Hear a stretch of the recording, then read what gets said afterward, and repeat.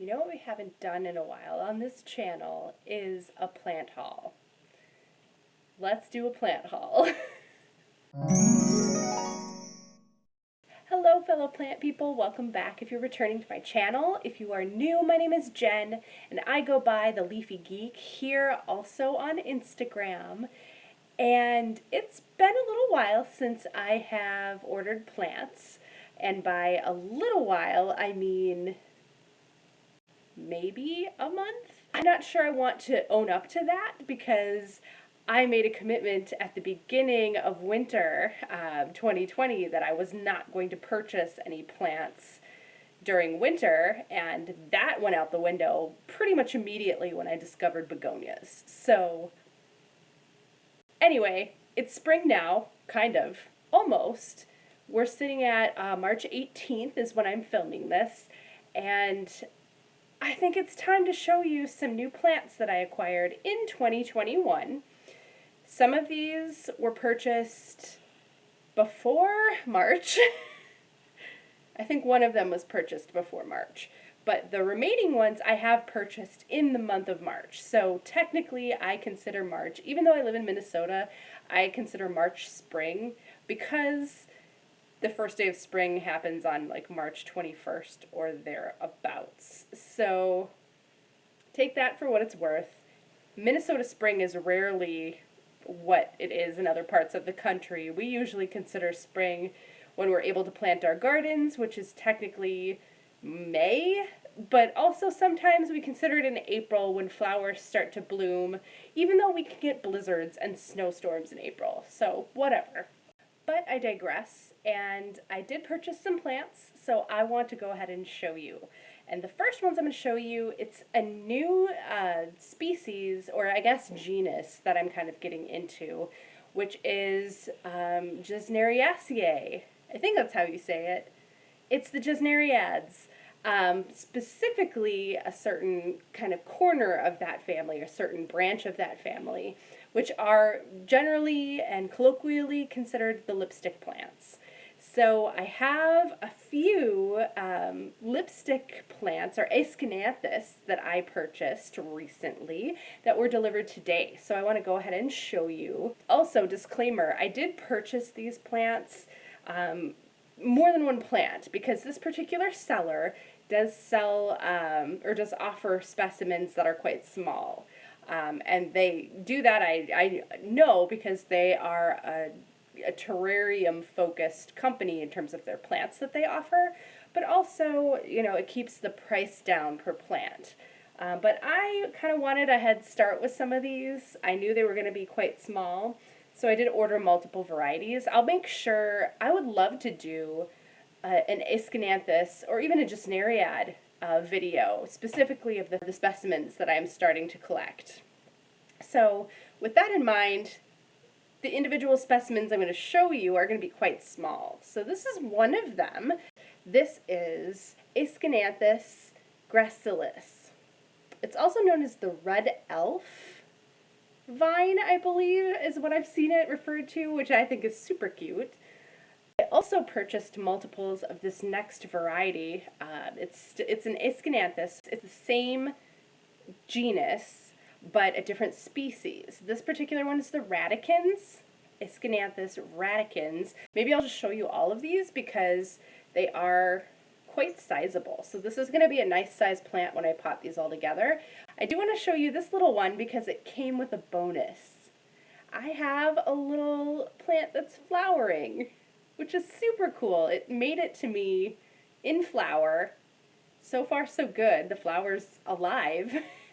And it's kind of, everything's kind of mellowing out in my home, but I just think this is going to be such a beautiful, just a really handsome plant when it's all potted together. But again, this is the radicans, the typical lipstick plant that you'll find in stores, online.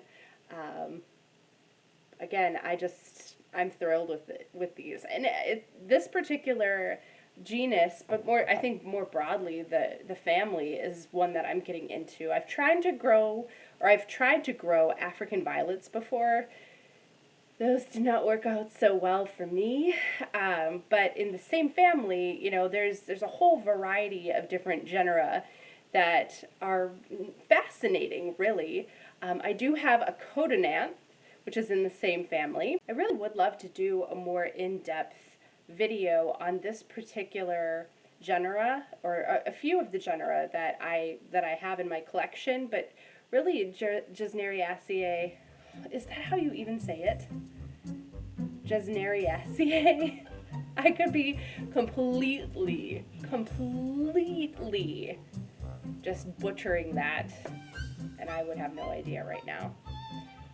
But I'd like to do a more in-depth look at that particular family of plants, just to see, you know, again, I have a few now. I've had a couple for a while, and I'm slowly growing that collection. So I personally want to know more about these types of plants, this little family here, and more, you know, more about care and specifically just the characteristics and their growth habits and how they do best in the home. So stay tuned for that.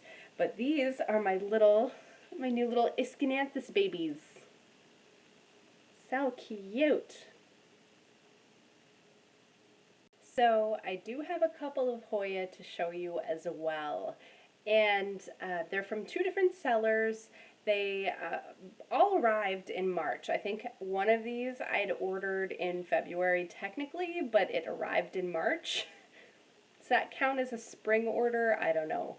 But these particular Hoya, a few of these are wish list Hoya for me, so I went ahead, bit the bullet. They weren't inexpensive. I will just put that straight out there now. But what Hoya really is at this point, if you're looking for some of the more collector species of Hoya, or just, I mean, a lot of Hoya in general right now are difficult to acquire for a price point that I would consider a little bit more reasonable than what we're paying for Hoya right now. That said, I kind of was in a place and budget-wise where I was prepared to pay for these plants, so I did. That was a choice I made. Not saying it's necessarily the best choice. I don't know. It's a tough call, but in any case, I do have 4 plants to show you. So first one I'm going to show you is this Hoya polystachya, and this one is really interesting because it has these leaves that are kind of concave, kind of shaped like that, kind of cup-shaped or spoon-shaped, and they've got this really interesting ridging on the leaves. Doug Chamberlain, the Hoya guru, basically, he fully admitted that he easily confused this one with that one Hoya that starts with the T that is like 5 or 6 syllables that I can never pronounce, like Chasmalageninensis, that one. It's from Singapore, and it's really just kind of an interesting Hoya. Its build is a really easy to grow Hoya, so I'll be interested to see how this does. I have a few Hoya that kind of have similar grow structure and leaf structure to this one that are doing really, really well. So we'll see if it's anything like those. I've learned that each Hoya is kind of their own beast, and you can never really tell for sure how something is going to do because your home conditions are unique to any single plant that comes into your home. So it might do differently in someone else's home. You never know. So we'll give this a try. The next 3 I'm going to show you are from the same seller. The one I just showed you, my polystachya, is from a different seller. But Crassipetiolata is one that I've been, reasonably trying to find for a little while. This one actually looks a lot like the Hoya hainanensis, which I also have. Insert stock video here. So as you can see, very similar. Very, very similar in leaf structure. I think even in blooms, they're quite similar. So we'll just have to, wait and see. This one, it's a really pretty specimen. It arrived in great shape. Its vine is still intact, even though it arrived in Minnesota March. But it's a really good looking plant. I even have a new baby leaf on there. It's pretty cool. So Hoya crassipetiolata. Next Hoya I'm going to show you is a pretty cool one. So this is a cultivar, or a hybrid. So two different species went into making this particular Hoya. This is Hoya viola. And Hoya viola is a cross between Hoya daykiei and Hoya vitellina.